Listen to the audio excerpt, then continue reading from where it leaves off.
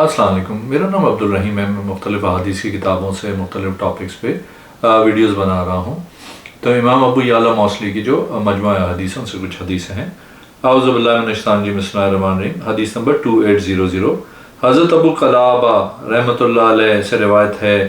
کہتے ہیں حضرت انس رضی اللہ تعالیٰ عنہ نے کہا، نبی اکرم صلی اللہ علیہ وسلم نے فرمایا کہ بے شک ہر امت کا ایک امین ہوتا ہے، اور بے شک اس امت کا ہمارا امین ابو عبیدہ بن جراح ہے۔ ایک اور حدیث ہے 2803، حضرت انس بن مالک رضی اللہ تعالیٰ عنہ سے مروی ہے کہ بے شک نبی اکرم صلی اللہ علیہ وسلم نے ظہر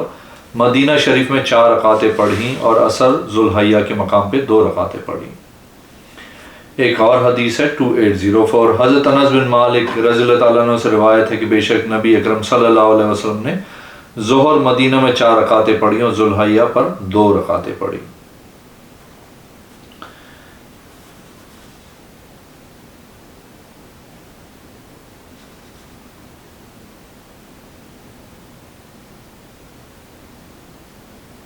ایک اور حدیث ہے 2805، حضرت انس بن مالک رضی اللہ تعالیٰ عنہ سے مروی ہے، بے شک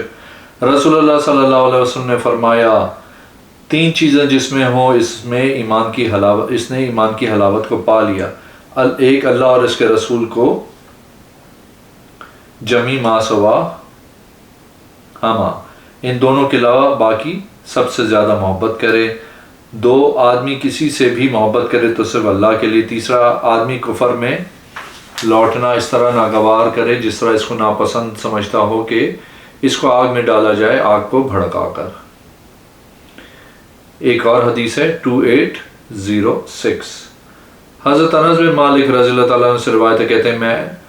ابو طلحہ رضی اللہ تعالیٰ عنہ کے پیچھے سواری پہ بیٹھا ہوا تھا جبکہ سارے لوگ حج و عمرہ کا تلبیہ بلند آواز سے پڑھ رہے تھے۔ ایک اور حدیث ہے 2807، حضرت انس بن مالک رضی اللہ تعالیٰ عنہ سے روایت ہے کہ رسول اللہ صلی اللہ علیہ وسلم نے فرمایا، بے شک ہر امت کا ایک امین ہوتا اور ہماری اس امت کا امین ابو عبیدہ بن جراح ہے۔ ایک اور حدیث ہے 2808، حضرت ابو قلابہ رحمۃ اللہ علیہ سے مروی ہے، کہتے ہیں کہ مجھے انس بن مالک رضی اللہ تعالیٰ عنہ نے حدیث بیان کی کہ بے شک عقل کے 8 لوگوں کا ایک گروہ نبی اکرم صلی اللہ علیہ وسلم کی بارگاہ میں حاضر ہوا اور آپ صلی اللہ علیہ وسلم کے ہاتھ پہ اسلام پہ بیعت کی، ان کو زمین کی آب و ہوا موافق نہ آئی، ان کے جسم بیمار پڑ گئے، انہوں نے اس بات کی نبی کریم صلی اللہ علیہ وسلم کی بارگاہ میں شکایت کی، تو آپ صلی اللہ علیہ وسلم نے فرمایا، کیا تم ہمارے چراغوں کے ساتھ بیت المال کے اونٹوں میں نہیں نکلتے کہ تم اونٹوں کا پیشاب اور دودھ لو اور ٹھیک ہو جاؤ؟ صحابی رضی اللہ تعالیٰ عنہ فرماتے انہوں نے ایسا ہی کیا تو وہ تندرست ہو گئے۔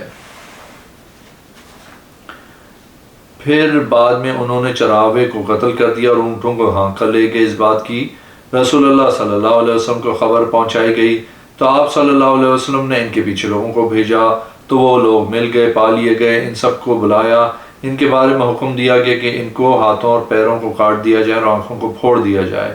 پھر ان کو سورج کی دھوپ میں پھینک دیا گیا یہاں تک کہ وہ سارے مر گئے۔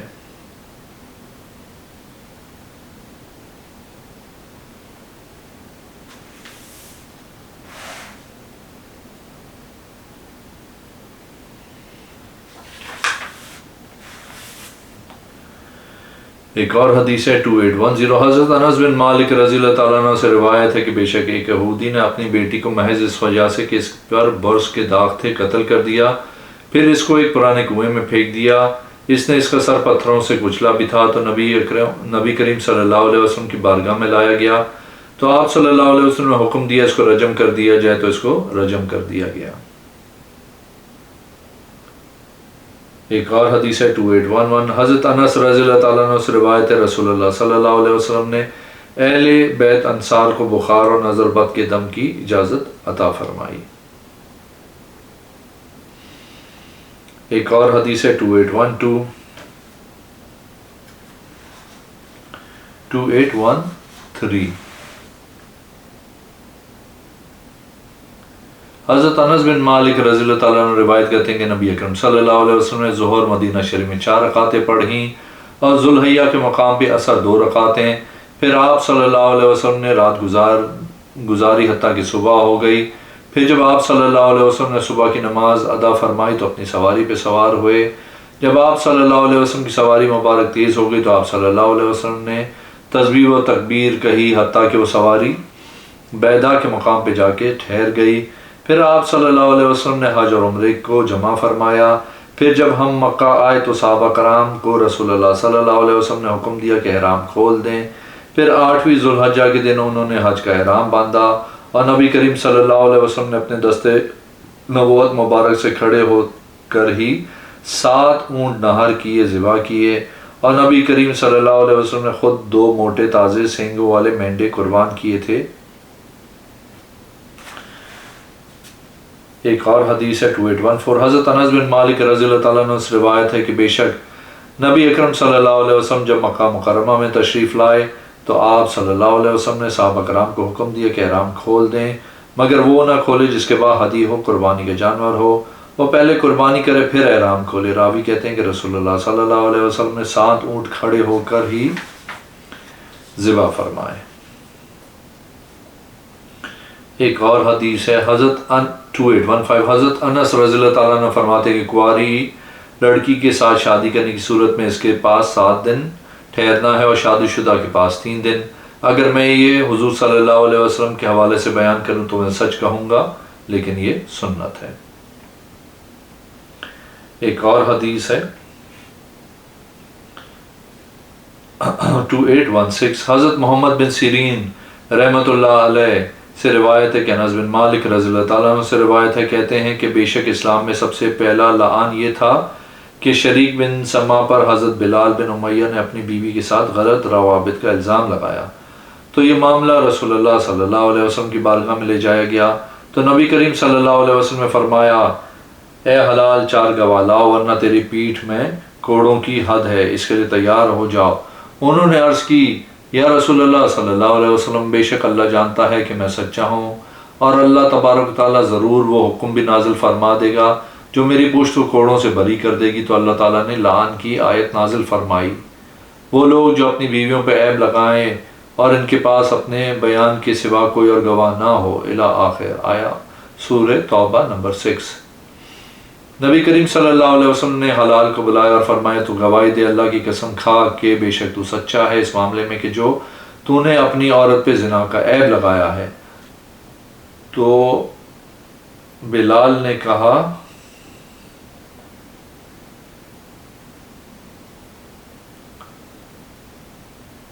بلال نے یہ 4 بار گواہی دی۔ پھر آپ صلی اللہ علیہ وسلم نے ان کو فرمایا، 5ویں باری گواہی دو، اللہ کی قسم کھا کہ اللہ کی لعنت ہو تجھ پہ اگر تو جھوٹا ہے اپنے اس معاملے میں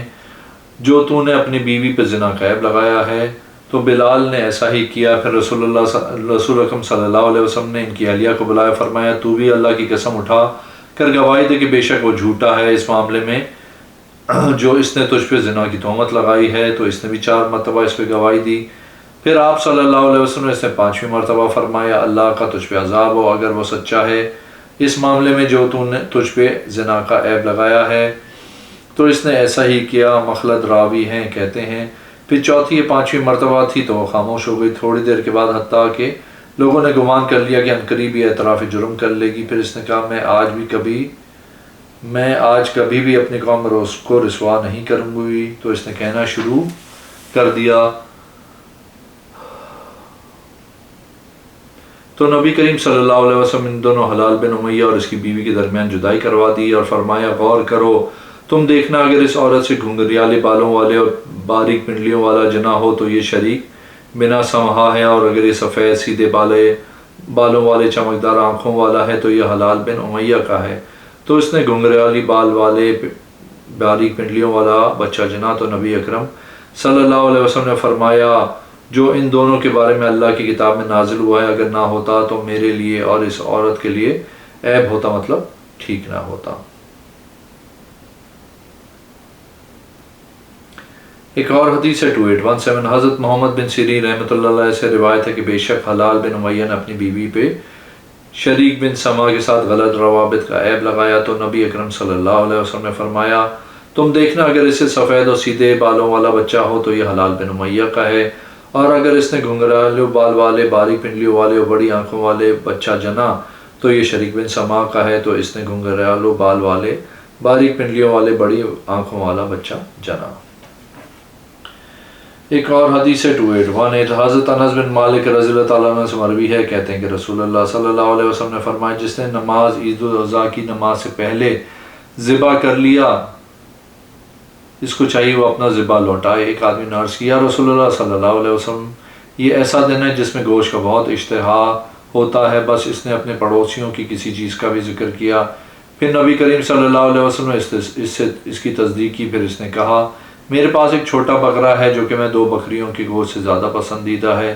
تو نبی کریم صلی اللہ علیہ وسلم نے اس کو رخصت دے دی۔ راوی کہتے ہیں مجھے نہیں علم یہ رخصت اس کے سوا کسی اور کو بھی ہے کہ نہیں، بس لوگ غنیمت کی طرف لوٹے اور اسے تقسیم کر لیا، یا کہا حصے کر لیے۔ ایک اور حدیث ہے 2819، حضرت انس بن مالک رضی اللہ تعالیٰ عنہ سے روایت ہے نبی کریم صلی اللہ علیہ وسلم نے 10ویں ذوالحج کو جمرہ کی رمی کی، کنکریاں ماری، پھر آپ صلی اللہ علیہ وسلم نے حکم دیا قربانی کرنے کا، تو قربانیاں کی گئیں۔ پھر حجام آپ صلی اللہ علیہ وسلم کے پاس آ کر بیٹھ گیا۔ اس دن نبی اکرم صلی اللہ علیہ وسلم نے اپنے مبارک ہاتھوں سے اپنی زلف مبارک درست فرمائی، پھر نبی کریم صلی اللہ علیہ وسلم نے اپنے دائیں جانب سے بال مبارک اپنے قبضے میں کیا اور حجام سے فرمایا حجامت بناؤ، تو اس نے حلق کیا، تو نبی کریم صلی اللہ علیہ وسلم نے اپنے بال مبارک وہاں یہ جتنے بھی لوگ تھے ان میں تقسیم کر دیے، کسی کے حصے میں 1 بال اور کسی کو 2 بال نصیب ہوئے۔ پھر آپ صلی اللہ علیہ وسلم نے اپنی بائیں جانب سے بال مبارک سے زلفیں اپنے قبضے میں کی اور حجام سے فرمایا حلق کرو، تو اس نے حجامت کی۔ پھر آپ صلی اللہ علیہ وسلم نے ابو طلحہ انصاری رضی اللہ تعالیٰ عنہ کو بلوایا اور آپ صلی اللہ علیہ وسلم نے وہ ان کو دے دیے۔ حضرت انس بن مالک رضی اللہ تعالیٰ عنہ سے روایت ہے، کہتے ہیں میں بے شک نبی اکرم صلی اللہ علیہ وسلم خیبر کے دن تشریف لائے، نبی اکرم صلی اللہ علیہ وسلم خیبر کے دن تشریف لائے تو آپ صلی اللہ علیہ وسلم سے کہا گیا کہ گدھے کا گوشت کھایا گیا ہے، تو آپ صلی اللہ علیہ وسلم نے ابو طلحہ سے فرمایا کہ وہ لوگ میں منادی کرا دیں کہ اللہ اور اس کے رسول صلی اللہ علیہ وسلم نے تم پہ گدھے کا گوشت کھانے سے روکا ہے، بس بے شک یہ ناپاک رجس ہے، تو وہ کہتے ہیں کہ سب ہانڈیاں اونڈھی کر دی گئی ہیں۔ ایک اور حدیث ہے 2821، حضرت محمد بن سیرین رحمۃ اللہ علیہ سے روایت کہتے ہیں ہم نے حضرت انس بن مالک رضی اللہ تعالیٰ عنہ سے پوچھا کیا رسول اللہ صلی اللہ علیہ وسلم نے خضاب لگایا تھا، تو انہوں نے کہا کہ نبی کریم صلی اللہ علیہ وسلم نے کبھی بھی خضاب نہیں لگایا۔ آپ صلی اللہ علیہ وسلم کی داڑھی ریش مبارک میں چند موئے مبارک بال مبارک سفید تھے۔ وہ کہتے ہیں میں نے عرض کی کہ کیا ابو بکر رضی اللہ تعالیٰ عنہ خضاب لگاتے تھے، یعنی اپنے بالوں کو رنگتے تھے؟ تو آپ رضی اللہ تعالیٰ نے فرمایا جی ہاں، وہ مہندی اور زرد رنگ کا وسمہ تھا۔ ایک اور حدیث ہے 2822، حضرت محمد بن سیرین رحمۃ اللہ علیہ فرماتے ہیں کہ مجھے حدیث بیان کی گئی حضرت انس بن مالک رضی اللہ تعالیٰ عنہ نے کہ ابو طلحہ رضی اللہ تعالیٰ عنہ کو خبر پہنچی کہ رسول اللہ صلی اللہ علیہ وسلم کے پاس کھانا نہیں ہے، وہ گئے تو انہوں نے خود کو ایک ساعت جو کے بدلے میں ایک اجرت پہ دے دیا۔